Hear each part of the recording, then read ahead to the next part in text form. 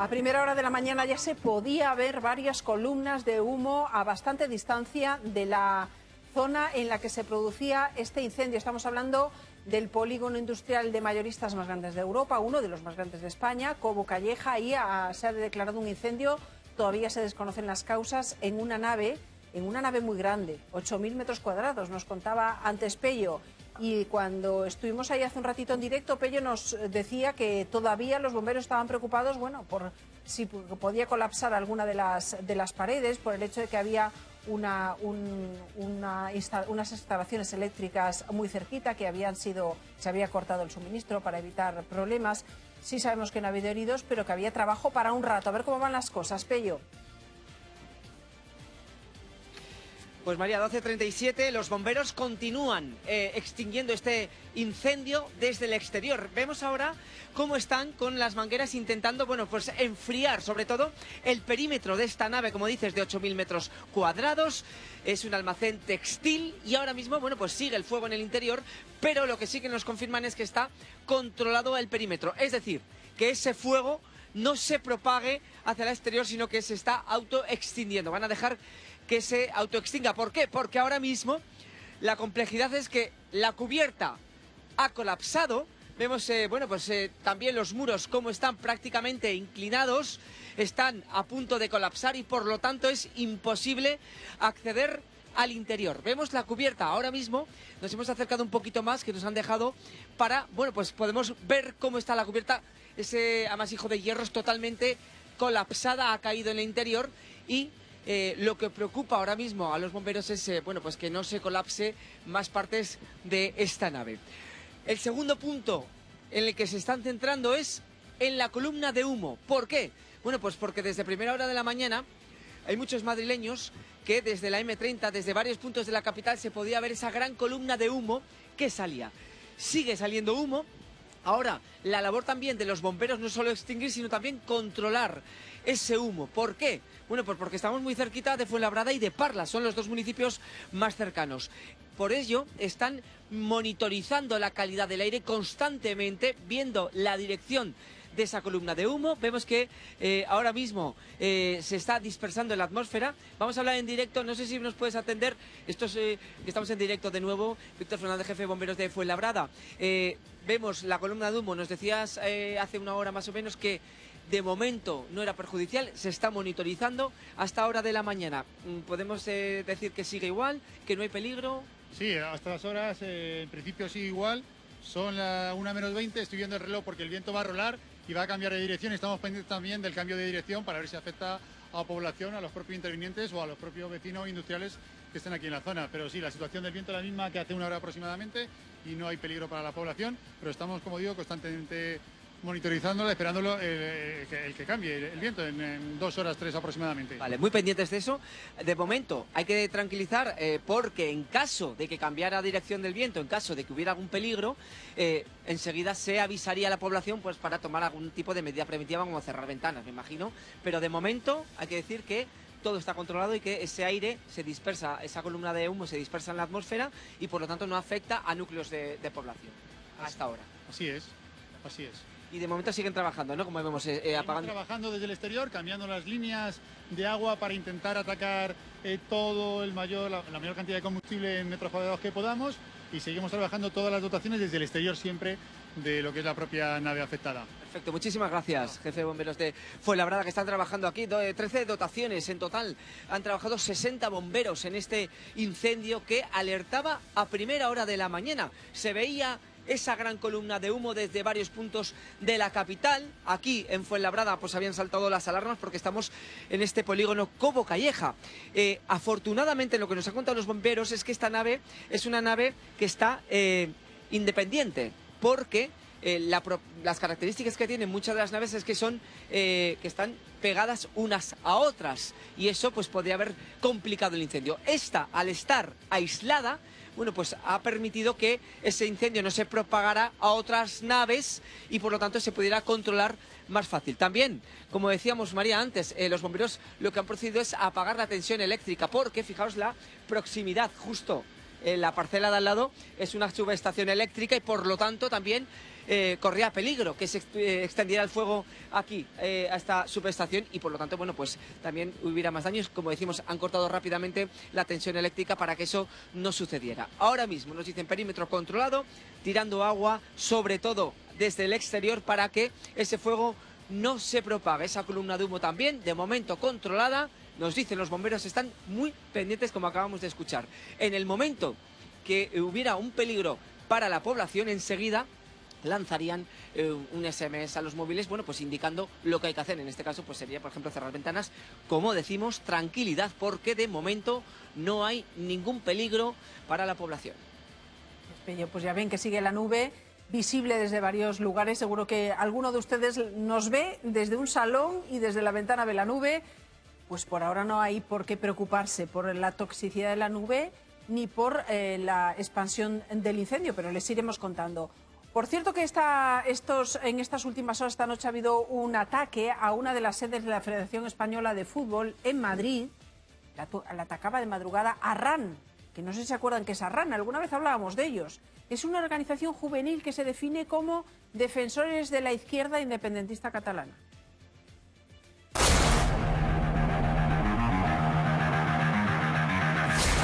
Bueno, pues ellos mismos con este vídeo tan épico han intentado explicar que estaban atacando a una de las sedes de la Federación Española de Fútbol. Lo han difundido por redes sociales porque querían de esa manera pues mostrar su rechazo a comportamientos machistas. Entonces, para rechazar los comportamientos machistas, voy y destrozo la sede y ahí ya está, ¿no? Está cada uno que se pronuncie como le parezca. Pero bueno, estos chicos dicen que lo han hecho por el machismo.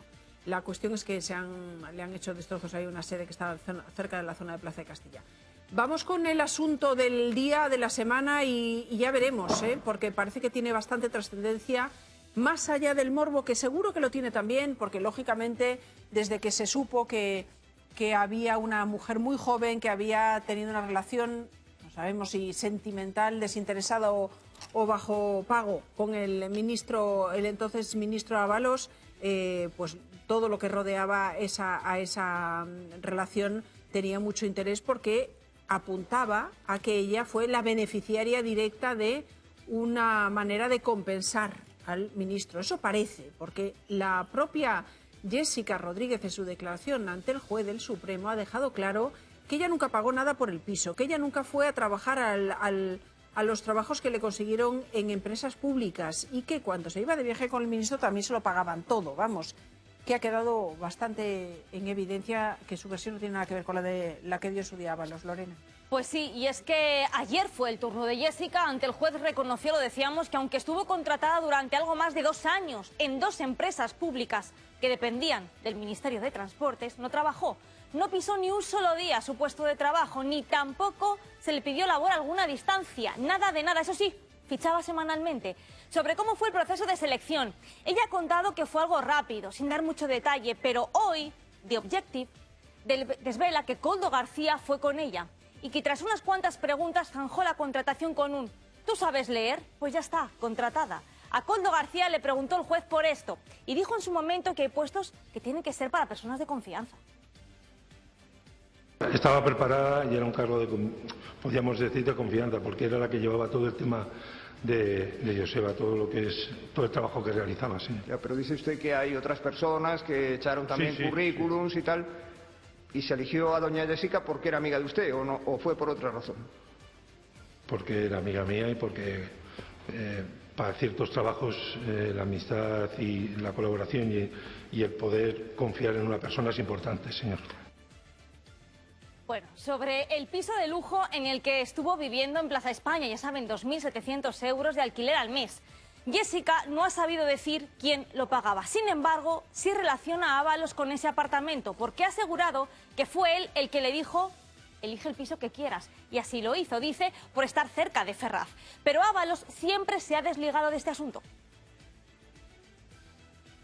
Durante todo el tiempo del arrendamiento del piso en la Torre de Madrid, ¿usted satisfizo alguna parte de las rentas o no? Bueno, yo le pude ayudar en algún momento con alguna aportación errática el tiempo que estuve. pero no vinculada tampoco necesariamente a la casa. No, pero si yo no estoy diciendo que tenga usted que asumir nada. Digo, cuando dice usted pude colaborar, quiere decir que colaboró o que no colaboró. ¿Pagaba usted o no parte de...? Bueno, y una cosa más, los viajes oficiales con Ábalos. Bueno, Jessica ha negado que le pagaran por acompañarle, pero sí ha confirmado que iba a gastos pagados, todo por cortesía de él, del exministro, el que ha dicho era su pareja. Pero ¿de dónde salía ese dinero? Bueno, recordemos, miremos atrás, la UCO, en uno de sus informes, ya señaló que en al menos 3 viajes oficiales los pagos fueron con dinero público. Y esa es la clave ahora mismo, María. Pues esa es una de las claves. Desde luego hay un hilo nuevo del que tiene que tirar ahora el juez, porque esa declaración, decíamos, no tiene nada que ver con la explicación que dio el propio Ábalos, tampoco con muchas de las, por supuesto, tampoco con la que dio Koldo. Javier Corbacho es periodista de Tribunales en El Español. Buenos días. ¿Qué tal, compañeros? Hoy escribías también sobre esto y lo que estábamos apuntando es por qué tiene tanta relevancia. ¿Porque sea Jessica, porque era la novia o porque no lo fuera? No, tiene relevancia porque todo lo que ha dicho apunta a delitos y ella está apuntando indicios de delitos y los delitos afectarían al ministro. Y hasta ahora no era tan, digamos, su implicación no parecía tan clara, tan bien dibujada, tan bien detallada. Haciendo efectivamente un análisis de lo relatado ayer por Jessica en el Supremo, podemos pensar que lo que ha narrado constituiría, en primer lugar, un hipotético delito de tráfico de influencias y, en segundo lugar, un hipotético delito de malversación. Eso, desde luego, habrá que probarlo. Pero el relato de Jessica, desde luego, encaja en las definiciones de ambos delitos. Son 2 delitos, tráfico de influencias y malversación, por los que Ábalos ya está investigado en el Supremo, pero lo está por unos hechos distintos, por el asunto de la contratación del tema de las mascarillas durante la pandemia. Para que sepamos qué es cada uno, el tráfico de influencias vendría a ser, en resumen, cuando un funcionario o un dirigente se aprovecha de su cargo pues para conceder para amañar una contratación, para adjudicar un contrato. La malversación vendría a ser utilizar dinero público en un beneficio particular, ¿no? En un beneficio propio, que no es el destino, efectivamente, del dinero público. Y lo que ayer dijo Jessica en el Supremo es que ella mandó su currículum a Ábalos, al poco se le llama, pasa una muy breve entrevista, que no recuerda con quién la tuvo, y al poco le dan un ordenador, le instruyen en un curso de riesgos laborales y ya estaría, contratada. Eso sí, ha dicho que nunca la llamaron para trabajar. Es que ahí está el tema. A partir de ahora se puede quedar ahí, pero lo normal es que el juez quiera saber quién es la opinión o el testimonio de las otras personas que participaron en esa contratación. Porque ella habla en alguna de las contrataciones que Koldo llega a decirle, bueno, ¿qué tú sabes leer y escribir? No, pues eres administrativo, pues ya estás dentro. Pero hay personas de recursos humanos. Y son personas que estaban trabajando para una empresa pública y tendrán que dar su versión porque se pueden meter en un lío, ¿eh? Que estás diciendo tú. Es que estamos hablando de delitos que están ahí que son cosas importantes. Desde luego es muy probable que la investigación discurra ahora, entre otros puntos, a averiguar las aristas que tuvo esta contratación, quién participó, de qué manera, quién la instó, desde luego, que eso es muy importante. Habrá que ver también el rol que ha tenido cada uno de estos participantes en la contratación. Porque, por ejemplo, ayer, como publicábamos en El Español, una de las cosas que Jessica dijo en el Supremo es que ella no sabía que estaba contratada en una empresa pública. Ella creía que estaba siendo contratada, según dijo, en una empresa de seguridad de trenes, de algún amigo del entorno de Ábalos. Entonces, en ese sentido, de creernos esta parte de su relato, pues ella desconocería que su sueldo estaba pagado con fondos públicos. Habrá que ver también, de cara, por ejemplo, al delito de tráfico de influencias, si ella fue quien pidió que supuestamente se la enchufase, si ella se lo solicitó a alguien, quién tomó esa decisión. Y ella ayer en el Supremo sí que menciona que tuvo una muy breve entrevista con un señor de cara a ser contratada en INECO y que no recuerda su nombre. No es descartable, desde luego, que alguna acusación o que el propio juez de oficio quiera indagar en este extremo y empiece a ver quién ha participado en este proceso, porque eso efectivamente podría llegar a tener eventuales responsabilidades penales. Eso no se acaba aquí, desde luego que no. Javier, muchísimas gracias por las explicaciones, por ayudarnos a explicarlo. Vosotros, un placer. Desde luego, gracias, porque esto no se queda, no es una declaración más, es importante. Y es normal que ahora el juez, por ejemplo, se dirigiese a la Oficina de Recursos Humanos de esa empresa, es una empresa pública, y querrá averiguar, oiga, mire, quién fue la persona que entrevistó a esta chica. Y es verdad lo que está contando esta mujer, que a nadie le pidió ningún requisito. Es más, o sea, se le dio un contrato a dedo, eso es un hecho delictivo. Se benefició con dinero público a una persona a cambio de no hacer nada. Es decir, es que no estamos hablando de ninguna broma. Y el testimonio de Jessica le mete en problemas a Ábalos, pero no solo, ¿eh? Claro, a las personas de esas empresas que permitieron eso y no dijeron nada, es que les puede caer un puro también, ¿no? Y además es que la imagen que se da es perversa, ¿no? Es que las cientos de empresas públicas que hay, con cientos de servidores públicos que lo son de verdad, cómo se pueden ver reflejados después de esto. Y efectivamente, Jessica ahora mismo no está investigada, pero aquí se puede abrir una derivada, ¿no? De quiénes son los responsables y hasta dónde ha llegado algo así. Yo no sé ya si esto será dentro de esta misma causa, si se puede abrir una distinta, porque quiero decir, ya es un episodio que responde a otra cosa, ¿no? A otra cosa que yo no sé hasta qué punto sería habitual, pero desde luego no habla nada bien de la administración, sobre todo en un gobierno que hemos visto que es el gobierno con el número de ministerios más amplio de la democracia, ¿no? Y aquí esto implica a Ábalos, efectivamente, y la duda es, una vez que Ábalos se ve contra la espada en la pared, ¿qué va a hacer? Porque hasta ahora ha derivado la responsabilidad en Koldo, ¿no? Él no sabía nada, en terceras personas, pero una vez que le implican directamente, como está pasando ya, pues una vez que hay pruebas y que puede haber una pena real sobre la mesa, Ábalos siempre va a tener la opción de un acuerdo con la Fiscalía, ¿no? Para reducir... Bueno, algún mensajito ya mandó estos días, cuando en la última entrevista con El Mundo con Esteban Urriztieta mencionaba, bueno, yo los cargos, las personas que le hacían estos favores de contratar a sus amigas, porque no es la única, hoy está explicando de Objective que hay otra amiga, Andrea, también contratada en una empresa pública, no es la única, el caso de Jessica. Esas personas, él ya son cargos que él heredó de Pepe Blanco, ¿no? de uno de sus predecesores. Entonces, claro, ahí todo el mundo entendió qué está queriendo decir. Pues en fin, yo creo que no va a las tirar. Cosas se van a complicar. Yo creo que no va a tirar de la manta, por una razón. Lo que le convenga será. Claro, va a hacer lo que le convenga, pero la situación de trabajo íntimo, lo dentro que él ha estado, dentro de todo el proceso de desarrollo de Pedro Sánchez en el poder, todas las cuestiones que tiene que haber entre ellos, son tantas, que creo que tienen que pesar mucho más en una balanza lo que yo te puedo hacer a ti, lo que tú me puedes hacer a mí, que no que yo ahora voy a tirar de la manta a ver si me rebajan la pena y tal, ¿no? Aquí la clave, entiendo yo, que efectivamente estamos en el tema penal, pero la clave está en si se ha enriquecido o no Ábalos también. Ahora están estudiando y están analizando todas sus cuentas, si tiene alguna cuenta en el extranjero, todo este tipo de cosas. Pero eso también es importante. Imaginaos que cuando el tema de Cataluña dijo el juez, no, pero con enriquecimiento ilícito. Es decir, que el enriquecimiento en el tema este es importante. Lo que sí es cierto es que la imagen, o sea, si esto ha sido así, no solo con este caso, sino en general, o sea, si este hombre, el tiempo que ha estado en este cargo de ministro tan importante, ha hecho todo ese nepotismo, ha trabajado o habitualmente con ese nepotismo, pues es muy mala noticia, porque es muy importante el ministerio que llevaba, es muy importante, y esto pues es muy triste, es muy descorazonador y da mucha rabia que se pueda hacer estas cosas. Bueno, lo que da... el enriquecimiento en el caso de Cataluña precisamente es que se imputó enriquecimiento simplemente por haber desviado recursos públicos, dinero público a una causa.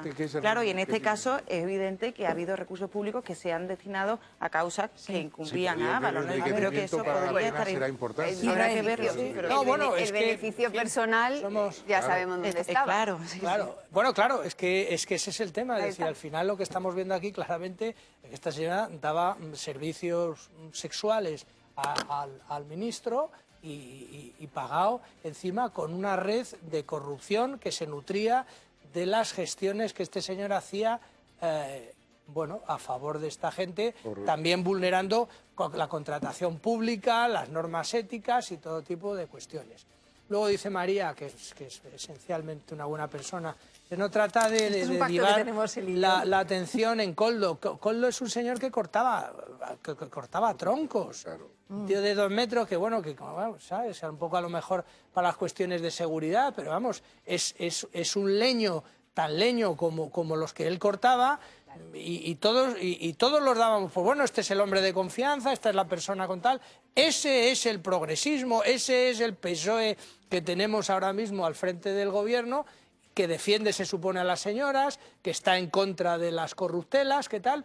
Pues oiga, lo tenía usted metido absolutamente hasta el tuétano. Y más allá de la vergüenza, yo, que es absolutamente impresentable todo, efectivamente exijo y espero que haya condenas judiciales y tal por todas las tropelías que se han hecho, porque es que no tienen un pase. Es que se lo cuentas a uno de fuera y parece que le estás contando pues una película o una serie. Dice, no, no, no. Y encima María nos recuerda, dice, espera, porque la tal Jessica, que ahora va vestida de negro, muy entristecida, llora mucho y qué vergüenza todo, y esto cómo puede ser, eso no era la única, con lo cual, efectivamente, esa zona de reuniones era lo que dicen los castizos, un picadero donde el señor ministro se reunía allí con la gente. Esta chica eso sí, nunca pagado por todos los midió que españoles. estaría en boca de de toda España, ella, su vida, su historia, su cuerpo, su físico, su no sé qué. Entonces, eso también. Bueno, porque le han pagado los españoles, María. Es que vamos también, por eso yo también me indigno, y habrá algún botarate que diga, no, es que usted es un machista. No, perdón. En un mundo adulto, cuando tú eres mayor de edad y eres una señora y dices, oiga, tiene usted dos opciones, fíjese, puede usted estudiar, los del MIR, está toda la vida tal, o puede usted poner el culo en pompa y ver si alguien viene y le subvenciona. Y entonces, una vez que tal, dice, no, y ahora me quejo de que me estaban pagando con todos los españoles. Que nunca digo la palabra culo en la tele y eso es, me hace gracia. Bueno, vale, no me voy a meter con el culo. Lo digo por las fotos que hemos visto, no por otras connotaciones sexuales, Dios me libre. Se ha metido en un lío muy gordo y está pagando las consecuencias. Y ahí una cosa, no le deseamos ningún mal, pero hija, es que había que pensarlo antes. Exacto. Y es que nadie le paga por no ir a trabajar. Lo judicial y lo delictivo no quita lo humano, ¿no? Entonces, sí, claro, y el juez lo normal hizo lo correcto, dejándola salir por otro lado. Es muy comprensible eso. Y hablando de lo judicial, y hablando de los posibles pactos, si pudiera haber un pacto, no lo está rumiando solo Ábalos en su casa. O sea, esto ya es una cuestión de bufetes, porque esto ya es una trama muy extendida, en la que efectivamente la clave va a estar en dónde estaban las mentes pensantes. Y por otro lado, que lo decías muy bien, dónde estaban los recursos humanos, dónde está. O sea, en este país se pagan miles y miles de euros anualmente, está en el portal de transparencia, por hacer auditorías en las empresas públicas. Sí. Entonces, esto es una corrupción del Estado muy enraizada y me da pánico que salga otra. Es que no nos olvidemos que el ministro Puente dijo que había hecho un informe, que hizo una auditoría para ver y que la contratación de Jessica estaba dentro de los parámetros normales. Exacto. Así que también convendría que el ministro Puente explicase quién le hizo el informe o qué considera por parámetros normales. Vamos a entender que alguien no le ha contado toda la verdad, porque si estos son los parámetros normales, yo no quiero llegar hasta ahí. Hoy la presidenta de la Comunidad de Madrid se ha referido, pues lógicamente, a lo que están publicando los medios sobre Jessica y señalando que la responsabilidad está más arriba porque Ábalos entonces era ministro y no era cualquier ministro. Que la estudiante de odontología le haya sacado las muelas literalmente al ministro demuestra un poco toda esa trama sórdida que tiene alrededor Pedro Sánchez, no lo olvidemos. Estamos hablando de la persona de máxima responsabilidad en su gobierno, al que apartó, sabía todo esto, que además era quien gestionaba y organizaba el Partido Socialista. Pedro Sánchez es el responsable de lo que haga su dos. Bueno, pues vamos a hablarles de otra cosa que no tiene nada que ver, pero desde luego es para preocuparse y pararse un momento a pensar, pero ¿qué estamos haciendo? Hay un estudio conjunto de varias universidades españolas que constata una queja que ya le habíamos escuchado a ellos, una campaña de odio y acoso contra los meteorólogos. ¿Qué nos han hecho? Pues es así, está pasando mensajes de odio, de desprestigio, negacionismo, pero es que están hablando incluso de amenazas. Lorena, cuéntanos. Porque 3 investigadores españoles han monitoreado los mensajes que se han enviado durante 15 meses a la cuenta de Emmet en la red social X. Bueno, pues el 25%, 4 de cada 10, son insultos y son amenazas. A la agencia como tal, pero también a sus trabajadores y a sus portavoces en particular. Ataques directos, en la mayoría de los casos sin argumento científico, solo es odio en bruto, pero en momentos puntuales, como por ejemplo la Dana, ha pasado factura a estos profesionales. Bueno, hay muchos ejemplos en la red, aquí hemos traído 3 que hemos seleccionado. Por ejemplo, aquí está AEMET genocidas, vamos a morir todos, ahora en serio, estoy hasta ahí mismo, vamos a decirlo así, de leer Dana, de toda la vida es gota fría, farsantes climáticos, tergiversaciones diarias. Bueno, esto es lo más suave. Pues este estudio asegura que esto se conoce como lluvia fina. Es un bombardeo de mensajes diarios, muchos en poco tiempo, con un lenguaje cercano, como si fuera tu vecino, ese que tiene los mismos problemas que tú, que te entiende, pero que aprovecha y lanza teorías conspiranoicas, con 0 argumento, pero con un lenguaje de impacto. Y sobre todo con un objetivo: jugar, ahí está, con el miedo. Porque el miedo es libre, pero también es el punto débil de muchos, y por ahí entra el odio y la mentira contra la meteorología, María, y también contra sus científicos. Pues es un poco de rabia y de impotencia lo que podemos sentir, y supongo que lo que sienten ellos, teniendo en cuenta estos tiempos donde la mentira pues corre y se mueve libremente, e incluso la coloca, se sienta en el despacho Oval y no pasa nada, ¿no? Alguien puede negar un hecho científico, pero las personas que tenemos un mínimo de inteligencia hemos tenido la suerte en la vida de que nuestros padres nos han podido dar una base de educación. Hombre, José Miguel Viñas, meteorólogo, Meteorred, buenos días. Hola María, buenos días. Tantas veces recurrimos a vosotros para que nos ayudéis a entender lo que está pasando, para que nos expliquéis por qué de repente los fenómenos, los cambios climáticos generan de repente, pues eso, tanto sufrimiento como vivimos en Valencia. Cuando os pedimos que nos ayudéis a elegir el plan del fin de semana, es que ¿cómo puede alguien convertir todo esto en una campaña? Pero no sé hasta qué punto se puede soportar esto y hasta qué punto se puede hacer algo. Es decir, si esto constatamos que existe una gente que más o menos está organizada y se dedica a machacaros, se puede reaccionar, se puede, no sé si la justicia, por ejemplo, os dicen, ¿puede dar una respuesta? Bueno, el tema de las redes sociales tiene la dificultad de que todas esas personas que están detrás de esos mensajes, que a veces están orquestados, están en el anonimato, ¿no? Y digamos que no es sencillo saber cuál es el origen, en qué momento se lanza uno de estos ataques, porque a veces son oleadas, no es continuo, ¿no? Y bueno, esto al final la lectura que tenemos que sacar es que es una especie de, no sé si llamarlo lucha contra la ciencia en general, no solamente contra la meteorología, cuando desde ciertos sectores se piensa que algo que está establecido pues puede amenazar alguna idea que tienen en la cabeza de cómo se tienen que hacer las cosas, y esa amenaza viene del lado de la ciencia, en este caso de la meteorología, pues se articulan esos ataques que nos llegan directamente a los profesionales que nos dedicamos a esto, ¿no? La definición de la ciencia podría ser precisamente que son hechos constatados y probados por años de estudio, por miles de científicos, de personas dedicadas a eso, al análisis, al estudio, que demuestran los hechos con informes que están ahí publicados. Es que no sé cómo se puede rebatir esto, pero estabas diciendo, las redes sociales lo están auspiciando, y también me gustaría aprovechar para denunciarlo. Pero porque es que no se puede consentir todo, o sea, no porque sea una red social es ancha es Castilla, ¿no? También se le pueden poner límites, pero no sé si esto llega también a afectaros personalmente, porque lleguen amenazas más con nombre y apellidos, además de mensajes, digamos, ofensivos. Bueno, por supuesto, en cada caso pues hemos tenido esas amenazas en un grado mayor o menor, ¿no? Pero ahora hay un caso que está siendo muy mediático y está saliendo en muchos medios, que es el de José Ángel Núñez, el jefe de climatología de AEMET en Valencia, rey de la Dana precisamente, y él recibió días después de ocurrir la gran tragedia amenazas directas en redes sociales de muerte, ¿no? O si no directamente diciendo que fueran a por él, ¿no? A un profesional de la Agencia Estatal de Meteorología. Aguantar esto pues realmente es muy complicado de gestionar a nivel pues, emocional, personal, y bueno, pues José Ángel está pasando, digamos, una situación personal complicada, inducida de alguna manera por esto, ¿no? Y no se puede permitir que un profesional, además como José Ángel y otros muchos, pues sufran este tipo de acosos y derribos a través, sobre todo, de redes sociales. A mí me parece terrible, porque un científico te puede decir, va a llover de forma torrencial. ¿Y qué quieres que te diga? ¿Limpia el barranco? Es que, quiero decir, la responsabilidad de que esa lluvia se canalice depende de quienes organizan el Estado, ¿no? De quienes hacen las obras públicas. Esa lluvia va a caer de forma torrencial y vosotros no podéis hacer aventuraros a decir cantidades, ¿no? Pero bueno, luego hay un montón de elementos. Entonces, ¿cómo le puedes responsabilizar a alguien? O sea, es como decirle, denunciar a las nubes. No, pero esto va más allá. Es decir, vamos a pensar que hacemos una predicción malísima.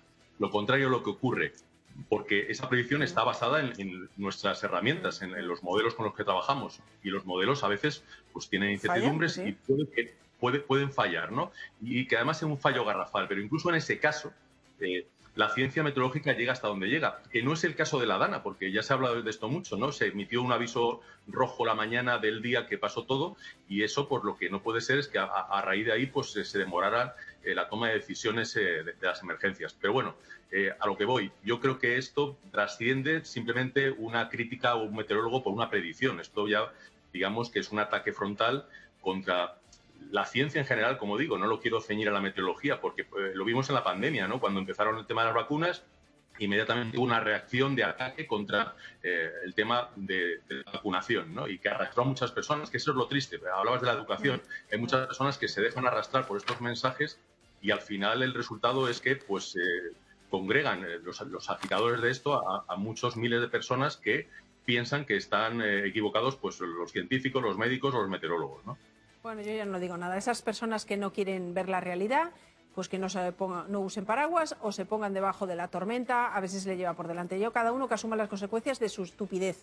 Como yo no estoy en esa línea de estupidez y sí que confío mucho en vuestro conocimiento, te voy a pedir que me cuentes un poco lo que se nos viene encima, porque es viernes de carnaval. Habrá gente que está haciendo planes con los niños que el lunes no tienen cole, pero creo que ahora viene el invierno que no tuvimos la semana pasada ni el anterior, ¿no? Pues sí, María, el tiempo se va a torcer justo coincidiendo con los días del carnaval del fin de semana y los primeros de la próxima semana. Digamos que la lluvia, que es uno de los principales elementos que interesan, pues bueno, esta tarde puede llover algo, mañana no lo va a hacer mucho, pero a ratos puede caer algo, pero sobre todo mañana vamos a notar que bajan mucho las temperaturas, ya se va a empezar a notar ese frío, y atentos al domingo. Yo diría que es el día que vamos a tener ya un tiempo puramente invernal, y atentos también a las nevadas, porque aparte en la sierra, que va a nevar y lo va a hacer además en abundancia, va a haber ahí algún momento a lo largo del día, del domingo, como digo, en el que en la ciudad de Madrid y alrededores pues va a estar casi rozando la posibilidad de nevada. Estamos hablando de temperaturas de 3, 4 grados, incluso momentos en los que pueda ser más baja, y probabilidad alta de que haya precipitación. Por lo tanto, aguanieve casi seguro que vamos a ver en algún momento a lo largo del domingo. Está por ver si también llegamos a ver caer algunos copos. Fíjate que yo no sé por qué tengo tan grabado en mi mente un año que un 3 de marzo vi por primera vez nevar en Madrid. De esto ha llovido mucho, no voy a decir, ha nevado mucho, incluso, no voy a decir cuándo, porque fue hace muchos años siendo yo estudiante, y el domingo creo que es 2 de marzo, y es una fecha en la que todavía puede, pues eso, ver los primeros copos, quizás, si no aquí, un poquito más lejos, pero bueno, avisados quedamos, día de mantita. Oye, aparte de gracias, como siempre, José Miguel, en este caso, abrazo extendido a todo el colectivo. Nuestra solidaridad, nuestro apoyo y sobre todo nuestro respeto y nuestro agradecimiento por la tarea que hacéis. Muchísimas gracias, María. Cojo ese abrazo y lo extiendo a todo mi colectivo, como dices. Y nada, la verdad es que aquí estamos muchos juntos y bueno, pues esperemos que esto no vaya más, ¿no? No, esperemos que la gente entre en vereda, pero tontos tiene que haber en todas partes. Eso es libre. Un saludo. Bueno, nos decía José Miguel que uno de los que digamos esto se ha disparado más a raíz de la Dana, con gente que, como hemos leído, llamaba genocida a los expertos de meteorología, como si en su mano estuviera. Yo creo que no se puede llamar genocida a nadie y que hay que analizar errores y, por supuesto, de los expertos científicos que en las predicciones, en las mediciones, en ver por dónde se podía desbordar el agua. Está claro que en el CECOPI aquella tarde estaban pensando en una presa, porque todos tenían en la mente una lección aprendida con la desgracia de haber vivido ya la rotura de una presa, la presa de Tous, y por eso hay una cierta obsesión y nadie se dio cuenta de que el peligro estaba ya en un barranco que se había desbordado. Bueno, pues ya se aprenderán todas esas lecciones. Ahora estamos en la batalla del relato y la batalla del relato es bastante triste. Ahora mismo, les decíamos, el presidente de la Comunidad Valenciana, que supimos que esta tarde llegó tarde a la reunión, pues durante todo este tiempo ha dicho que no llegó tan tarde y ahora lo que está manteniendo es que llegó muy tarde, porque de esa manera se quita de encima la responsabilidad de quien tomó la decisión de no mandar una alerta hasta las 8:15, cuando ya se sabe que había mucha gente muerta. Por eso está en el foco y por eso hoy el Partido Socialista habla de la posibilidad de una moción de censura, y estas son las últimas declaraciones de quien la anuncia, que es la responsable de los socialistas valencianos y del propio Mazón. El señor Mazón está en manos de una mayoría parlamentaria que justo la semana pasada, ante una petición de reprobación, volvió a sostener al señor Mazón. Pero es verdad que nosotros, desde el primer momento, y ante la falta y la indecencia del señor Mazón, que no ha querido dimitir, hemos apelado al señor Feijóo. Y hoy lo voy a volver a hacer. Si el señor Feijóo no mueve ficha en las próximas horas, el PSPV moverá ficha. La mejor noticia que deberíamos recibir es que lo antes posible el Gobierno diga que va a hacer las obras en el Barranco del Pollo. Ya no tienen excusas. La verdadera razón fue el Barranco del Pollo. Fue el Barranco del Pollo. Y por tanto, como esa es la verdadera razón, en mi opinión, creo que está acreditado por todos los técnicos, por todos los ingenieros que lo dicen una y otra vez. Esa fue la verdadera razón. Vamos a trabajar, estamos en la recuperación. Esto es lo más importante. Bueno, vamos con otro asunto. 4 instituciones económicas especializadas, no políticas, sino en materia económica y financiera, están desautorizando ese modelo de quita de deuda que el Gobierno le ha planteado esta semana a las comunidades autónomas, que ha generado el malestar y el plante de las comunidades del Partido Popular. Lo que critican desde esas instituciones es la falta de criterios, digamos, objetivos para hacer esos números, ese reparto de la quita de la deuda. Dentro y fuera de España, María, fuera la agencia de calificación Moody's le está diciendo a sus clientes que esta medida puede ser lesiva para la solvencia de España. Su competencia, Standard & Poor's, la juzga una solución meramente temporal ante la reforma pendiente de todo el sistema de financiación autonómica. Aquí en España, la autoridad independiente, la IREF, reprocha en un texto muy duro la falta de condicionalidad y de control del déficit y del gasto. Y el Laboratorio de Ideas FEDEA habla directamente de pésima idea que conduce a la irresponsabilidad fiscal. En cualquier caso, queda por definir todo el detalle de esta llamada quita de la deuda. Hay que armonizar además las exigencias que hagan los socios. Queda camino por delante. Sara, Congreso de los Diputados.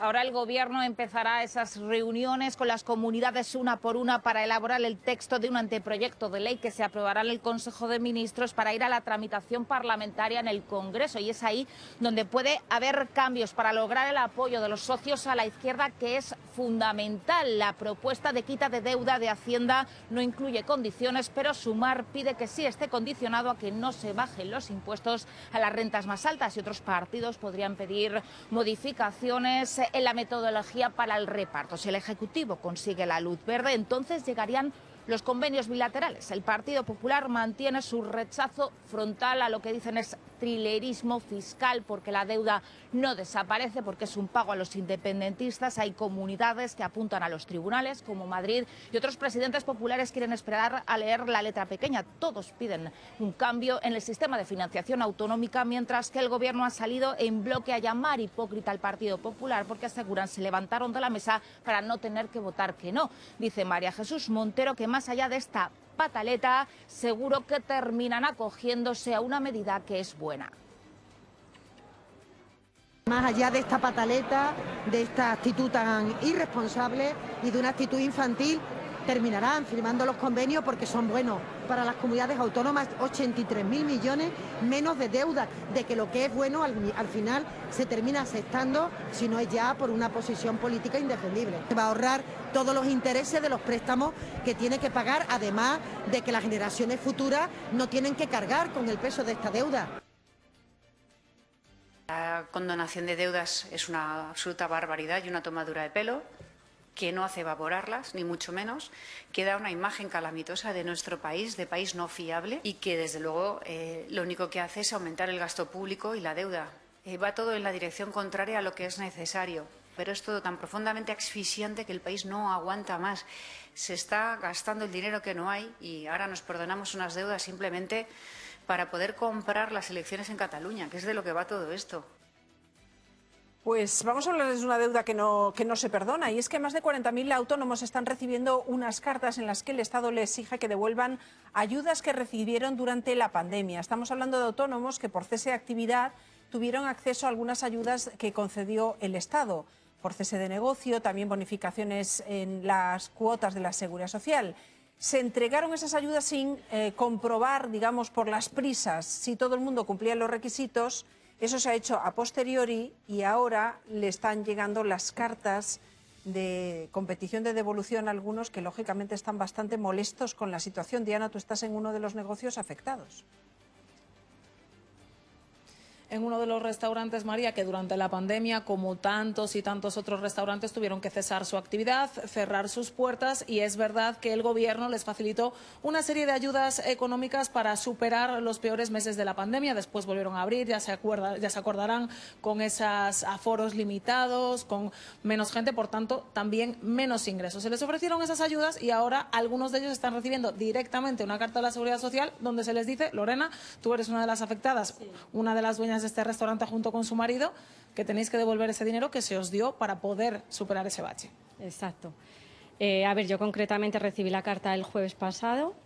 Recibí la carta directamente de la Tesorería General de la Seguridad Social, o sea, ni siquiera de la mutua que me concedió la ayuda, diciéndome que tenía que devolver 3.800 euros de octubre de 2020 a enero del 2021. Y bueno, la opción es o recurrir o, en su caso, un pago fraccionado durante 5 años, que hay que pedirlo en este mes que viene. O sea, tenemos un plazo hasta últimos de marzo de este año para decidir si recurrimos o si accedemos al pago fraccionado. 3.800 euros tú, tu marido me dices que también recibió una carta. ¿Cómo os enfrentáis, pues, de repente a tener que devolver un dinero que en su momento fue clave, ¿no?, supongo, para sacar de nuevo el negocio a flote? Pues a ver, realmente estamos enfadados porque, claro, en su día tampoco tuvimos la suficientemente información como para decidir si solicitábamos la ayuda o no. Nosotros, él en este caso tenía el restaurante y cesó la actividad, y yo estaba trabajando de autónoma en otro negocio totalmente diferente, pero tuve una reducción de ingresos. Entonces, el problema fue que no teníamos claro qué porcentaje de reducción se iba a aplicar a la hora de conceder las ayudas. Nosotros en un momento dado hicimos un cálculo aproximado y a nosotros nos daba como que sí que nos correspondía, y entonces la solicitamos. ¿Qué sucedió? Que como el Real Decreto cambió tantas veces y el porcentaje de reducción cambió tantas veces, pues no teníamos claros. Así que nos dijeron que se iba a revisar de forma futura, pero claro, o sea, desde marzo de 2020 hasta junio de 2021, que yo estuve cobrando la ayuda, las mutuas no tuvieron tiempo para revisar que a mí no me correspondía la ayuda, porque en ese caso yo hubiese dicho, pues mira, si no me corresponde no la solicito o no la quiero, y no que me dan la ayuda y ahora 4 años después me dicen tienes que devolverla. El problema es que me reclaman hasta enero de 2021 y estoy pendiente de qué pasa desde febrero de 2021 hasta junio de 2021. Que en total serían 8.000 euros. ¿Cómo me enfrento yo ahora a devolver 8.000 euros? Y lo grave también es, Lorena, que nos contabas que en algunos casos también simplemente esas ayudas ahora se habrían sobrepasado por unos 16, 20 euros, y precisamente ese es uno de los motivos por los que están tan enfadados autónomos y negocios como este en el que nos encontramos. Pues gracias, Diana. Es normal, el dinero público hay que controlarlo, hay que vigilar que se le dé a las personas que lo merecen y que lo necesitan, pero estamos hablando de cantidades importantes para un colectivo que es el que salió más perjudicado de la COVID. Algunos no levantaron cabeza. Hay un montón de negocios que se cerraron. Total, y hay otra gente que ha vuelto a trabajar, pero todavía no ha recuperado todo lo que se gastó de sus ahorros o de préstamos. Es decir, que tú, de alguna manera, indemnices a alguien que su vida se cortó en seco. Total. Tampoco me parecería tan grave. Habrá que estudiar caso a caso. No me parece que esto que ahora le puede reclamar 8.000 euros a alguien que va al límite. Es que 8.000 euros es mucho dinero. Dos cosas rápidas y enseguida me callo. Una, está tasado, María. Lorenzo Amor, presidente de ADA, dijo que en torno a 400.000 autónomos se los llevó por delante el COVID. Y dos, te pongo mi caso. Fíjate, a mí ahora no sé cuánta pasta me están pidiendo, 3 o 4.000 pavos que devuelva, ¿sí? Porque si bien es cierto que yo pude evidentemente demostrar que el volumen de trabajo había bajado de manera sensible, porque muchos programas se habían caído y muchas cosas, y no se podía ir a la oficina y tal. Claro, lo que dice el Estado es, sí, pero usted le quedaba algo de trabajo, ¿vale? Es decir, no era un cese total de actividad. Y por ese motivo, por demostrable, como digo, que cayeran los ingresos y por poco que fueran lo que tú percibías, suficiente para que tengas que devolver íntegramente las ayudas. Que en mi caso, bueno, es un pico, son 3.000 o 4.000 pavos, que lógicamente pues no le sientan bien a nadie, pero desde luego lo que dices tú, María, a mucha gente se los ha llevado por delante. Y ahora, entiéndame la expresión, muertos para la vida laboral, viene el Estado, como siempre, y dice, oye, que me devuelvas eso. Es una vergüenza más que espero que haya quien lo pelee en los tribunales y se saque adelante, y desde luego nuestra obligación en los medios de comunicación es denunciar estas cosas, porque precisamente las ayudas que se han pedido a Europa, aquellas de las que el presidente del gobierno se llena tanto la boca, estaban precisamente para esto, para ayudar a la gente, que tal, que efectivamente, perdón, que me decía el otro día una amiga, oye, hablas fatal, que eso de tal que lo dice tu madre no se entiende nada. Las ayudas están para que la gente pudiera salir adelante y no perder el trabajo. Y si efectivamente, como siempre, se ha producido alguna fraude o alguna triquiñuela, que se investigue. Pero eso que por denominador común todos tengamos que devolver las cosas, es una vergüenza, y hay gente que está muy apretada y que lo único que falta ahora, que está empezando a sacar la cabecilla y a poder empezar a respirar, que le metas un pitonazo y le digas, ¿te acuerdas aquello que te di cuando estabas con el agua al cuello? Pues ahora me lo devuelves. Hombre, no, si no está eso, para esto las ayudas públicas, que venga Dios y lo vea, ¿eh? Hubo muchas ayudas, o sea, Europa dio una parte por intereses y otra parte como subvención a fondo perdido, y muchísimas empresas obtuvieron muchísimas ayudas, sobre todo para pagar al personal que estuvo cobrando. O sea, una cosa es que no cobres lo mismo y cobres menos. Hubo muchísimas ayudas, y yo creo que eso es algo que, a diferencia de crisis económica y otro momento, ha sentado bien. Pero bueno, a mí no me parece bien que ahora esas ayudas a los autónomos, que son de alguna manera los que siempre son más perjudicados cuando viene una crisis económica, cuando viene un COVID, cuando viene algo, cuando vienen buenas, cuando vienen malas, siempre los autónomos son más perjudicados. Yo soy autónomo ahora también, entonces pues obviamente no me parece bien. Es que tienes problemas. No están suficientemente Don Manuel, tienes problemas, los autónomos. Fíjate, vuelvo a poner mi caso. Tienes problemas incluso para hacer hasta el pago fraccionado. Es decir, en el caso mío, dice, no te preocupes, voy a vender 2 chaquetas y te pago. Hacienda, que eres tremenda y tal. Bueno, pues tienes que estar ahí negociando. Oiga, ¿le importa que esos 4.000 no me los claves? Y todo es un problema. Me está escribiendo un amigo diciendo, España es el peor país para abrir una empresa. Tienes, Fernando, querido, toda la razón. Es un colectivo que no puede ser que no haya nadie autónomo, nadie a lo largo de mi vida, que me he cruzado a muchos y me lo sigo cruzando, nadie que no se queje. Pues hombre, algo falla. Es decir, es una gente que se tiene que buscar su propio trabajo, considera que lo asfixian a impuestos, y además tiene que buscar la manera de cubrir su jubilación, porque con lo que cotizas de autónomo no vives. Es que los autónomos no son, yo soy autónoma, no somos empresarios, ¿no? Con ese concepto de empresario, es que tú te buscas tu trabajo, facturas y pagas tus impuestos. Somos autoempleados, y esto lo sabe todo el mundo, y repetirlo es como muy cansino, pero es que si yo mañana me pongo enferma, yo no tengo una baja inmediata, tiene que haber una cosa ahí muy grave. Pero volviendo a este tema clave, cuando hay una petición masiva de devolución de dinero, el problema igual no está en los autónomos, que no nos olvidemos, ¿no? Y vuelvo otra vez a lo mismo, la gran maquinaria del Estado. Luego, que no se olvide también, función pública, se puede y se debe recurrir, que lo están diciendo todas las asociaciones de autónomos. Se debe.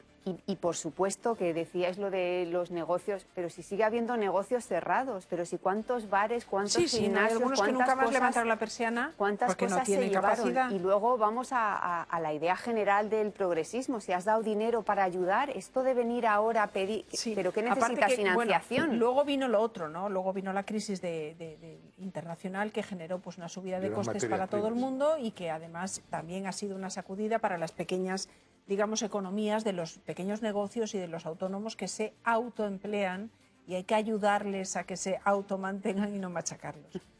Bueno, levantaremos la voz. Hay una de las cosas que en estos tiempos nos preocupan a todos más, que es cómo vamos a ayudar a las generaciones que vienen detrás a que empiecen su vida, y cada vez está más complicado, los sueldos son bajos y los gastos son muy altos, pero sobre todo lo es la vivienda, y los notarios están viendo que eso está generando en determinadas personas, las afortunadas que tienen algo que donar, porque en familias no tienen nada que donar, pero el que tiene algo para dejar a los hijos se lo está dejando en vida. Es decir, están haciendo donaciones en lugar de herencias porque creen que es la manera de darles el empujón ahora cuando lo necesitan para empezar su vida. Pablo.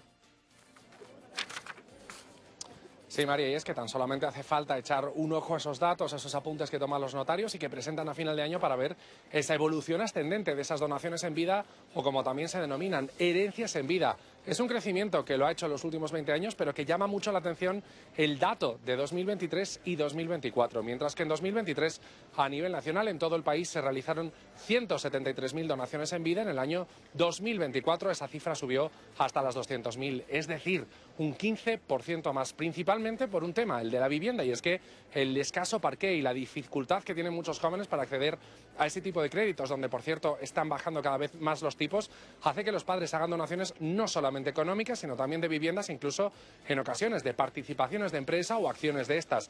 Lo que más llama la atención es en aquellas comunidades donde más se realizan este tipo de transacciones, evidentemente Madrid y la Comunidad de Cataluña. En nuestra comunidad, en el año 2024 se realizaron 35.000, y es que si revolvemos también un poco en ese mapa de España, donde más donaciones en vida se realizan es en aquellas comunidades autónomas, en aquellas ciudades donde esos gobiernos han decidido bonificar estas pequeñas donaciones que se tienen que realizar, es decir, un pago mínimo a Hacienda.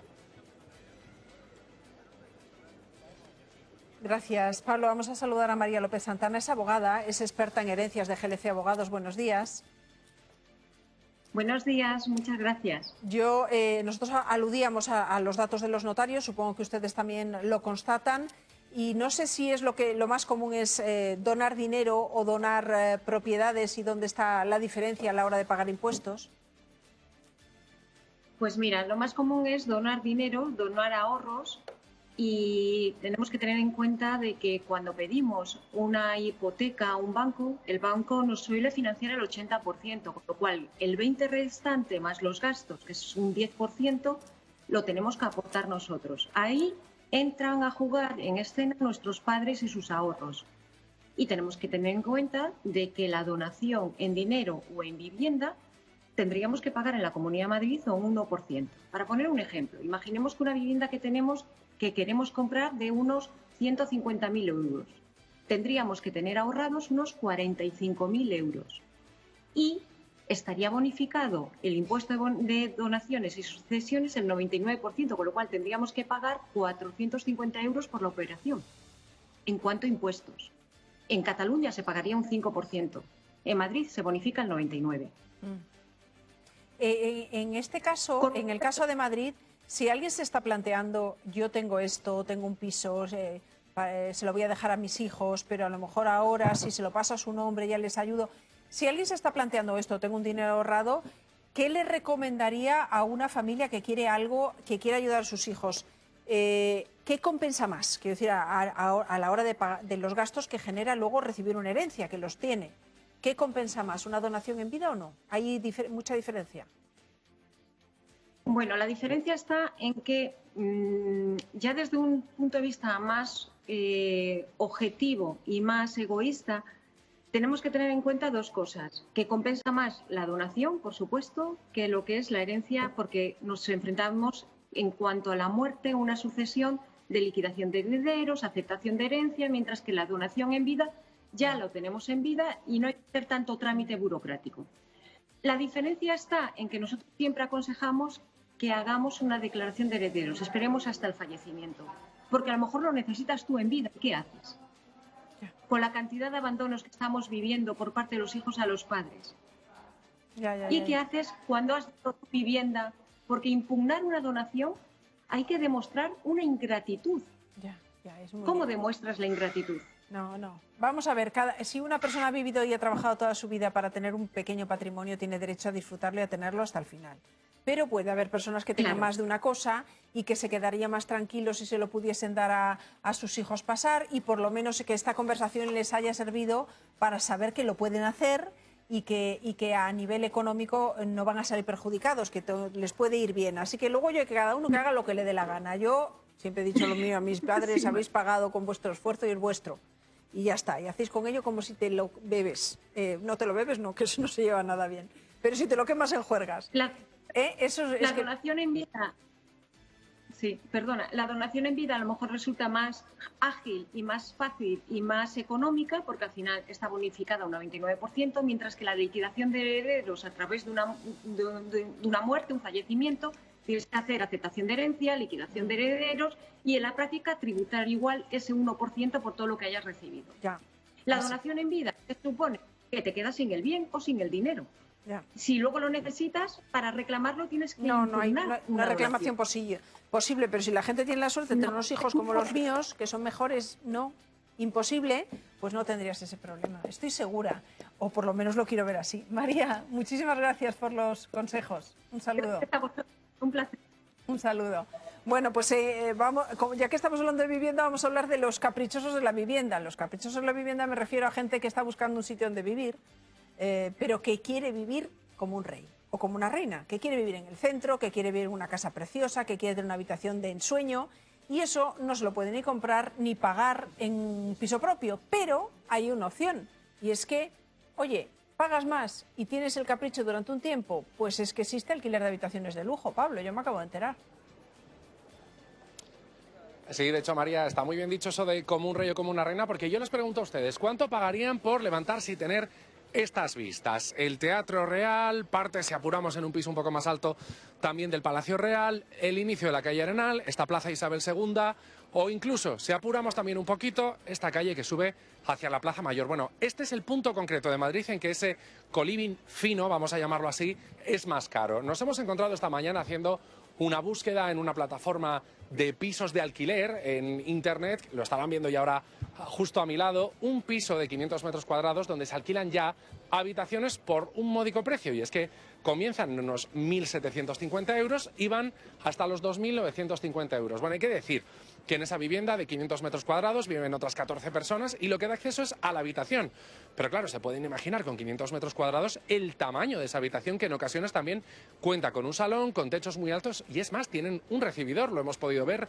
No nos han dejado grabar dentro porque es una residencia privada, pero sí que hemos podido ver cómo ese recibidor tenía 2 grandes cuadros y también una zona de espacio para desayuno. Eso sí, si queremos cocinar dentro de la habitación, habría que pedir por unos 70 euros más una pequeña placa de estas que solemos utilizar siempre en los viajes, vitrocerámica. Bueno, hay que decir que la Plaza de Ópera no es la más cara. También hay otro punto concreto en Madrid, en la calle Hermosilla, muy cerquita de Goya, una casa un poquito más modesta, 2.850 euros por dormir en un sofá, eso sí, en un Chester, y como dice además la descripción, en un Chester original. Y es que si nos revisamos también el texto de ese anuncio, vemos que incluso se detalla la marca de la grifería de ese baño. Bueno, esto se llama coliving, es lo que toda la vida hemos conocido como alquiler de habitaciones, pero ahora ha pasado a un nuevo nivel, el coliving fino, como decíamos, ese coliving de lujo en el que ahora mismo los turistas y sobre todo esa gente que quiere vivir un lujo cuando llega a Madrid, hasta que encuentra ese piso de sus sueños,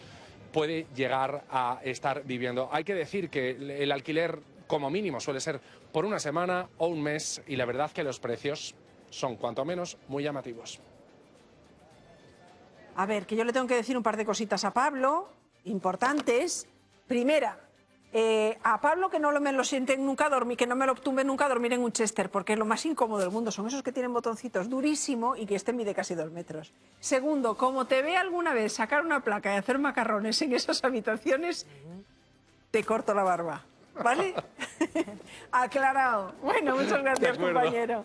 Desde luego se lo inventan todo, porque estamos hablando de habitaciones, oye, que cuestan 2.000 euros al mes a lo mejor. Pero eso para Jessica no es nada. Sí, bueno, ya, claro, pero es que Jessica eran 2.700. Que todo fuera amor, Jessica. Malo, pues ya sabes, querida, que tú todavía tienes... No, 2.000 euros, claro, 2.000 euros tú te alquilas un piso propio, un apartamento, claro, muy apañado, ¿eh? O te vas a un hotel. Pero, claro, son habitaciones con todo... Claro, que tengas esa habitación viendo el Palacio Real, no sé, es que tiene mucha tontería. A ver, yo no me metería en ese ajo, pero yo entiendo que haya caprichosos, que hay para todo. No sé. Pero Si bueno, te lo paga pero- la empresa, ¿no? Exacto. O el Ministerio de Transportes, imagínate. Primero, a ver cuántos hacen eso y no pagan ellos, ¿no? Sí, Sino que sí, hay alguien pagano por ahí. Si te lo paga la empresa o Aldama. Todo es cuestión de un equilibrio obvio en personas que somos responsables entre las necesidades y los recursos. Sí. Entonces, si estás bien de recursos y eso es una necesidad, pues adelante. De todas maneras, gástate 50.000 euros aparte en eso. de la curiosidad que nos contaba Pablo, me interesa más saber si vosotros alguna vez os plantearíais esa opción que nos estaban contando antes de que los notarios detectan cada vez más, que es decir, oye, pues hijo, si tengo esto que te lo voy a dejar, pues te lo doy ya. Porque es la única manera de que salgas de casa. Pero es que esa conversación la hemos tenido. Yo puedo hablar por mi caso y por mis amigas Pues claro, que están ¿qué vas en a mi dejar caso. a esa niña? Es Por que yo Dios. soy hija única. Claro.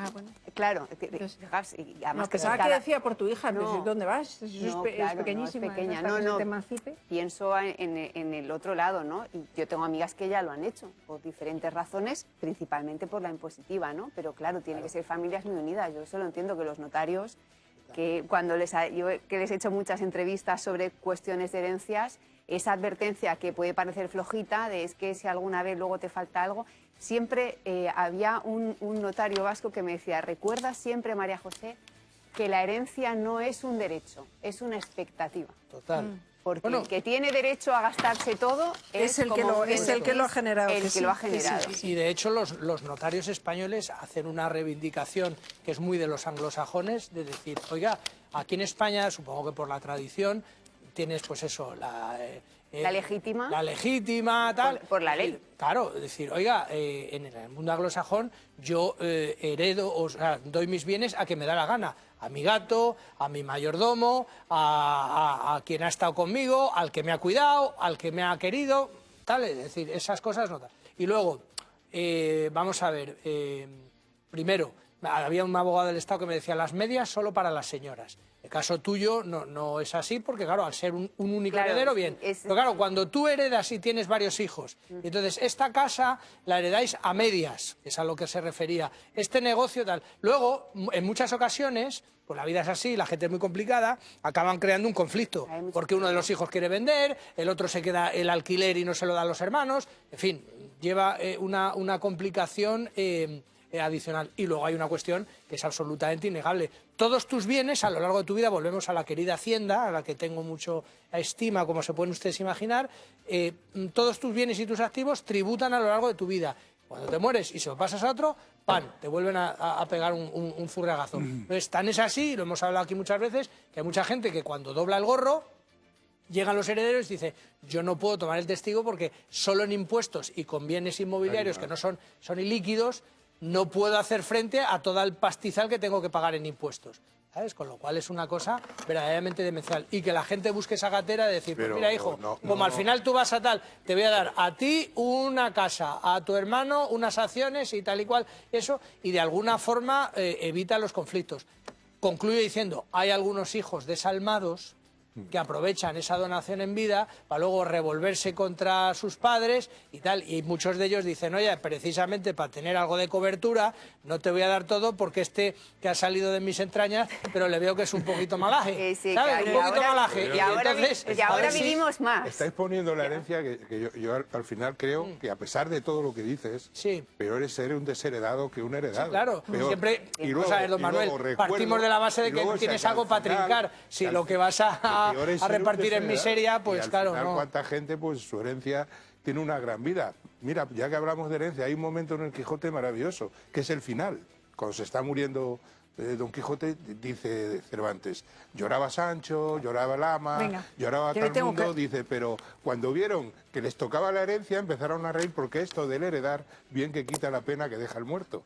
Dice el Quijote, o sea, quiero decir que esto de heredar es una cosa en España pues muy maravillosa, cuando tú se van y te dejan algo. Lo importante es que quien ha trabajado toda la vida también tenga garantizado que cuando le toque necesitar cuidados los tenga. Por eso uno ahorra, para que cuando sea mayor poder envejecer con la tranquilidad de que te puedes te pueden cuidar. Vamos con otro asunto que estos días estamos hablando mucho, y es todas esas informaciones que apuntan a un comportamiento, digamos, poco ético y respetuoso con las mujeres por parte de Juan Carlos Monedero, del que fuera fundador de Podemos. Él ahora mismo parece que se revuelve contra el relato que se ha hecho desde el propio partido, porque una y otra vez se le ha preguntado a la actual dirección del partido en qué momento tienen conocimiento de estas denuncias, en qué momento toman la decisión de apartar a Monedero. La explicación que dan es que en el momento en que saben que esto ocurre, pues la apartan de todos los cargos y el que le quedaba, que era dirigir la fundación. Pero lo que se está publicando hoy es que, ese no es exactamente la explicación que asume Monedero como real, y que no está dispuesta a aceptar ese discurso. Paz. Así es, María, eso es lo que publica hoy el diario ABC, cómo se recrudecen las advertencias de Monedero hacia la dirección de Podemos, y exactamente a su entorno más cercano ha comentado que dispone de unos pantallazos de conversaciones con Pablo Iglesias y con Irene Montero que demostrarían que ambos están mintiendo, que nada tiene que ver con la versión que está dando la secretaria general de Podemos, Ione Belarra, que asegura que a Monedero se le apartó en cuanto se tuvo conocimiento de algunos casos que estaban vinculados a su actitud sexual con ciertas mujeres. No, según Monedero, la versión de Monedero, y esto es lo que recoge el diario ABC, a él se le empezó a apartar del partido en la primavera de 2023, cuando se posicionó y recomendó a ciertas personas del partido que no fueran tan broncos ni tan duros a la hora de hablar del nuevo partido que surgía en mayo de 2023. Estamos hablando de Sumar, y que no fueran tan duros con su candidata, con Yolanda Díaz. Esa es la versión de Monedero, y de hecho él está utilizando sus redes sociales y el canal de televisión de Telegram para hacerse eco de su opinión. De hecho, algunos apuntan que en breve le vamos a ver en una entrevista contestando a ciertas cuestiones. Y todo esto pasa, estas acusaciones y este cruce de acusaciones están teniendo lugar en medio de ese expediente confidencial abierto en la Universidad Complutense por la Unidad de Igualdad, a raíz de ese caso presentado por una alumna por acoso sexual. Por cierto, nos hemos venido aquí a la Facultad de Ciencias Políticas y los alumnos ya están informados. A partir del lunes hay un nuevo profesor que impartirá sus clases. La política está llena de pequeños doctores Faustus, capaces de quemar en la hoguera a sus amigos con tal de florecer. Son como esas palomas que necesitan despecar. Bueno, pues le pedimos disculpas porque se nos está metiendo ahí todo tipo de sonidos, menos los que tienen que estar. Bueno, la explicación que estaba ahora mismo dando Monedero, la que ha dado a través de los mensajes que ha hecho vídeo o de texto, es que él considera que detrás de esto hay un ajuste de cuentas de la izquierda, ¿no? ¿Y qué? ¿Qué si hubiera un ajuste de cuentas? Y además... ¿Y qué? Yo te diría... Eso es que es falso de lo que se le está acusando. María José, te añadiría algo. ¿Y qué hay de nuevo? ¿Cuándo no el final de un político, cuántas veces no ha tenido que ver con fuego amigo? ¿Cuántas veces no hemos visto esto en periodismo? Claro, él es profesor universitario, no es periodista ni periodista de investigación, pero la vida es así. En política. Pero efectivamente, y en política más, que tú sabes ahí bien. Pero por eso yo pregunto, ¿y qué? Es decir, si de lo que estamos hablando es del comportamiento. Es verdad que no ha salido a decir, bueno, sí que ha dicho así alguna cosa, pero creo que está nada de salir a decir como Rejón que se trata de denuncias falsas. Ellos, ¿no? Ellos, que eran los que decían, y ahora, y su estrategia ahora se mueve entre, esto es lo que yo le digo a mi hija, eso es chantaje con amenaza. Y eso es lo que nos están contando ahora mismo, que está haciendo, ¿no? Yo tengo unos pantallazos. Juan Fernández Miranda, junto a la dirección de ABC, hoy vosotros publicáis esto. Buenos días, Juan. Hola María, compañeros, buenos días. Bueno, pues esto lo que nos parece es que Monedero está señalando a los suyos, pero al mismo tiempo mandándoles un mensajito, porque no cuadrarían los discursos, no las versiones. A ver, la cuestión es muy sencilla. Monedero es verdad que a raíz de las elecciones generales del 23 se plantea o se planta ante la deriva agresiva de Podemos contra Sumar, y como consecuencia de esa decisión política es apartado de la fundación, de la dirección de la fundación de Podemos.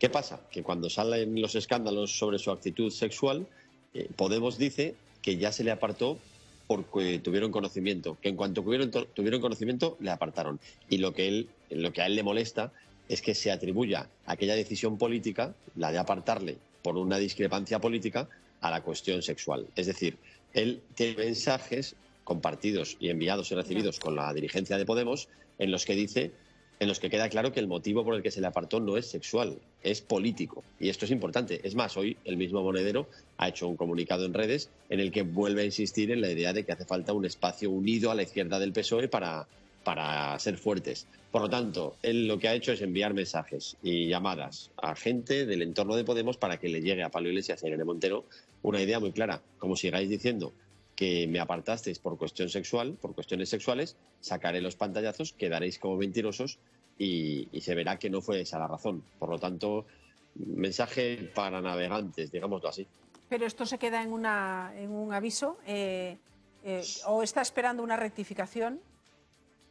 Porque no, me extraña que alguien vaya a rectificar, ¿no? Bueno, es verdad que en la próxima rueda de prensa, que suelen ser los lunes del partido, alguien le preguntará al portavoz si esto es verdad y él mantendrá la oposición. Pero yo no veo a Pablo Iglesias o a Irene Montero públicamente ahora diciendo, bueno, la verdad es que no le echamos por eso. Puede ser. Lo que está claro es que de momento no le han echado del partido. Le quitaron de la fundación, siguió participando en los consejos importantes del partido, el Consejo Ciudadano, en los órganos de decisión, pero no le apartaron. Y todavía hoy no ha sido expulsado del partido. Entonces lo que quiere Monedero es que la cosa quede como está. Pero como sigan Podemos señalándolo, o si Podemos decide señalarlo por su actividad sexual o por sus comportamientos impropios, él está dispuesto a dejar claro que no será así. Yo creo que si la cosa queda como está en este momento, con Juan Carlos Monedero aún dentro del partido, puede que no los saque. Pero como Podemos tenga la tentación de seguir adelante o de seguir diciendo que dependerá solo de Podemos. Veremos. Quiero decir, ¿y si salen otras denuncias? ¿Y si alguna de las personas que se ha sentido ofendida por Monedero da una rueda de prensa o una declaración pública y explica detalles? Y Podemos tiene que pronunciarse. Es que no es tan fácil. Esto no se acaba aquí, ya lo sabemos. Claro, esto no se acaba aquí, no depende solo de Podemos, pero Podemos sí tiene la capacidad de mantenerlo dentro del partido o expulsarlo del partido. De momento está dentro. Está dentro sin cargo orgánico, lo que queráis, porque él además no ha sido una persona que haya querido tener grandes cargos de responsabilidad en el partido. A Monedero le gusta más estar en la retaguardia, influyendo y marcando estrategias. Pero lo cierto es que ahora mismo Monedero está en una posición distinta a la de Podemos en relación con Sumar. Él cree que hay que ir a la unión y Podemos está en el ataque a Sumar, y aparte él quiere seguir en Podemos. Eso es lo importante. A ver cómo actúa Pablo Iglesias e Irene Montero, que por cierto hoy ha estado muy callada por la mañana en un acto sobre la paz. Desde luego en todas partes cuecen habas, ¿eh? Y algunos es que tenían la olla llena de legumbre. Bueno, Juan, que tengas buen fin de semana. Abrígate, que nos han dicho que el domingo vuelve el invierno, ¿eh? Pero duro, además, ¿eh? Pues nada, yo estoy en el norte, o sea que hace un día estupendo en San Sebastián. Es verdad, se está haciendo bueno por el norte para que luego digan que llueve siempre en nuestras tierras verdes. Un abrazo, cuídate y disfruta. Un abrazo a todos. Vamos a volver a la imagen de la mañana, que es ese aparatoso incendio que se producía en una nave de Cabo Calleja a primerísima hora. De hecho, muchos se la habrán encontrado por la carretera, esa tremenda nube de humo negro, porque lo que ha ardido ahí es todo lo que contenía la nave. No queda nada. Y estamos hablando de 8.000 kilómetros. Es que... ¿8.000? Sí, lo estoy diciendo bien. Bueno, nos estaban hablando de una de las naves más grandes, están viendo cómo es la parcela de 12.000, y está en la nave era enorme, afortunadamente aislada. Eso ha hecho que no se propagase a otras, pero no queda nada, no queda el techo, no queda nada de lo que tenía, y luego es una tea difícil de apagar, teniendo en cuenta todo el combustible que contenía dentro la nave. Así que no sé si a estas alturas, y ya estamos rozando las 2, Pello, todavía los bomberos están trabajando ahí. Pues María, siguen trabajando porque podemos decir que el incendio está perimetrado, controlado, pero no extinguido. De hecho, esta es la situación ahora mismo. Como veis, los bomberos de Fuenlabrada de la Comunidad de Madrid siguen trabajando desde el exterior, como vemos, lanzando agua desde el exterior al interior. La cubierta ha quedado totalmente colapsada. Ahora se puede ver ese amasijo de hierros de la cubierta que ha ardido completamente. También el muro frontal, vemos también como el fuego pues ha derruido todo este muro frontal, que también ha colapsado, y como decimos, los bomberos siguen trabajando. Ahora mismo también centrados en esa columna de humo que, como dices, bueno, pues desde primera hora de la mañana se podía ver desde cualquier punto de Madrid. El problema que están teniendo ahora, que nos dicen bomberos de Fuenlabrada, es que la dirección del viento está cambiando. De hecho, se estima que a partir de las 3, esa columna de humo que antes iba hacia Parla, poco a poco está viniendo hacia donde estamos nosotros, hasta este polígono de Cobo Calleja, y por lo tanto lo que están haciendo es constantemente medir la calidad del aire, porque puede ser que en cualquier momento puedan avisar a la gente que está trabajando en este polígono, bueno, pues que o bien que se aíslen o bien que cierren ventanas para evitar intoxicaciones por humo, pero de momento nos decían, todo está controlando, están monitorizando cada minuto esa columna de humo tóxico que, como vemos ahora mismo, poco a poco ya está viniendo hacia aquí.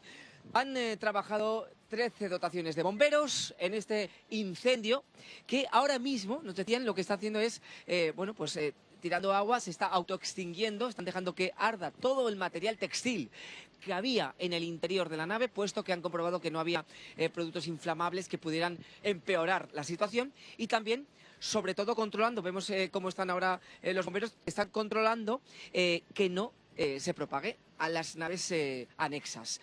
También peligro, porque fíjense, estamos aquí en una subestación eléctrica, está a escasos metros por donde están accediendo los bomberos, y lo que han hecho también es cortar enseguida esa tensión para que no se propagara el fuego hasta esta subestación eléctrica. Como decimos, perimetrado, controlado este incendio, pero los bomberos siguen muy atentos. Primero, para que no colapse más, porque fíjense, desde aquí podemos ver ese muro que también ha colapsado, ese muro frontal, y por lo tanto lo que están haciendo es andar con mucho cuidado y desde el exterior intentar extinguir este incendio, y también pidiendo la calidad del aire para que no haya ningún riesgo para la población.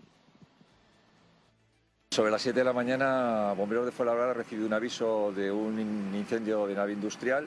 Nos han solicitado ayuda como corresponde por el convenio que hay hasta que se incorporen, y hemos acudido hasta 15 dotaciones de bomberos de la Comunidad de Madrid. Es una nave de unos 8.000 metros cuadrados que almacena principalmente ropa de venta en los almacenes chinos y demás. Nosotros hemos encontrado un incendio totalmente desarrollado que había roto por cubierta, es decir, ya estaba totalmente dimensionado. De repente esto parecía el infierno, con la cruz aquí, con el fuego, con todo, era un poco mal rollero. Pero bueno, tranquilos porque como era una zona muy grande y demás, supongo que sería fácil hacer cortafuegos y demás. ¿Habéis escuchado explosiones? Sí, como ruidos, como que se caían cosas, pero desde muy lejos y muy fuertes y grandes, supongo. Y ya te digo que es que había partes como que salían de las llamas como si hubiese productos químicos o gases o cosas, y no de colores diferentes, pero sí que emergía el fuego de muchas zonas y muy alto, y ya te digo, en pocos minutos había desprendido lo que es el tejado y las ventanas.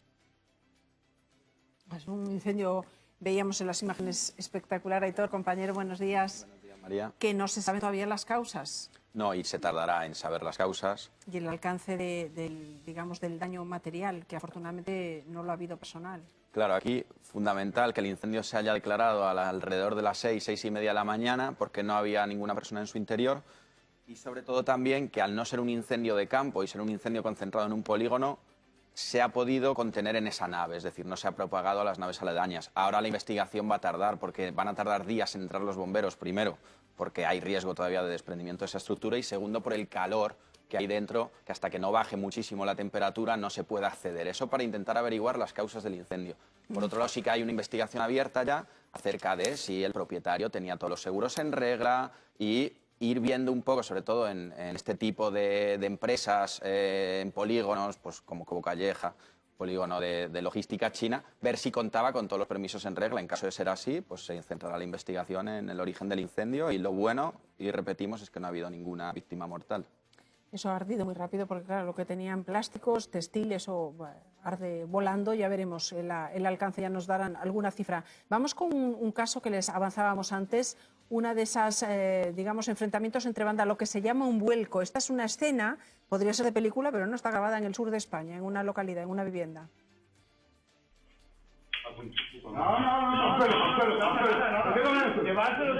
Y recoge el momento en que una banda de narcotraficantes intenta quedarse con la mercancía, estamos hablando de droga, la mercancía de la otra al final sacan armas, no va a mayores. Quiero decir, no nos consta que hubiera tiros, Diana, por lo menos heridos.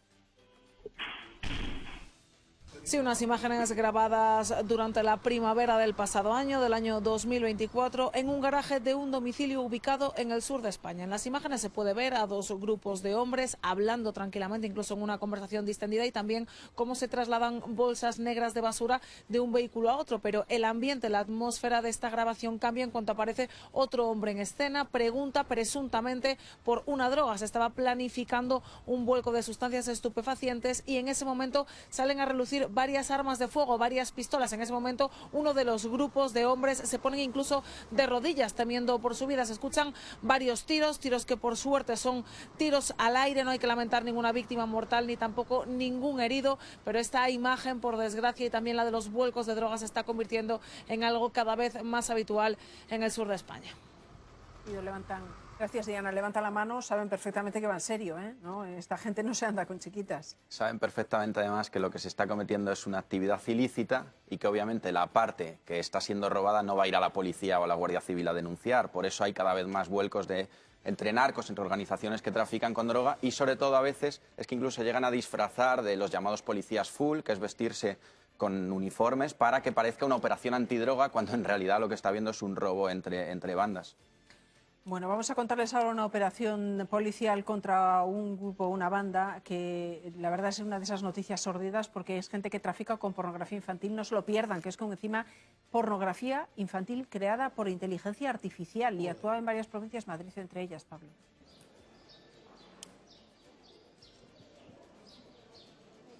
Sí, de hecho, María, llama mucho la atención porque de todos los detenidos ha habido 25 detenciones, todos ellos de carácter europeo. 2 de ellos están en nuestro país, concretamente en Madrid y en Barcelona. Lo más llamativo es que esas imágenes estaban generadas por inteligencia artificial. Es un operativo que arrancó en el año 2024, a comienzos de este año, cuando se detuvo a un hombre de origen danés que era el productor de estas 800 imágenes. Se han llevado inspecciones en 33 viviendas y la policía se ha incautado de 176 dispositivos electrónicos. La policía, por ahora, lo que sí que dice es que este operativo, llevado a cabo entre ellos y la Europol, no está cerrado, por lo que no se descarta que se produzcan nuevas detenciones.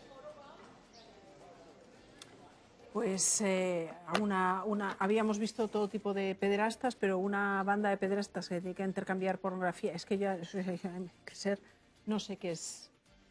No sé qué me parece peor, ¿no? O sea, desde luego me parece fatal que alguien pueda intercambiarse imágenes de niños que no solo están... es que son niños que además a veces son sometidos a escenas violentas. Sí, son niños normalmente en situación de vulnerabilidad, son imágenes terribles y esto también que está persiguiendo ahora las autoridades de la inteligencia artificial. Está muy bien sacarlo a colación porque en el fondo el daño que puedes infligir a ese menor, aunque tú le estés manipulando su imagen y haciendo una imagen sexual ficticia, es el mismo realmente, porque esa distribución es prácticamente idéntica a lo que podría ser una imagen de pornografía real. Entonces, por eso que las autoridades europeas estén poniendo el foco, la Policía Nacional y Guardia Civil aquí en España también, y se estén produciendo estas detenciones, es una noticia muy importante, María. Pues es una buena noticia, sí, por lo menos que los detecten, aunque la pornografía haya sido inventada, al fin y al cabo es eso, es gente que consumiría lo que tuviera en mano, también otro tipo de pornografía. Y les damos un dato más que tiene que ver con los municipios de Valencia que ayer vivieron una situación bastante extraña, un susto, cuando en sus centros educativos recibieron un mail amenazante. Bueno, pues tuvieron que suspenderse las clases.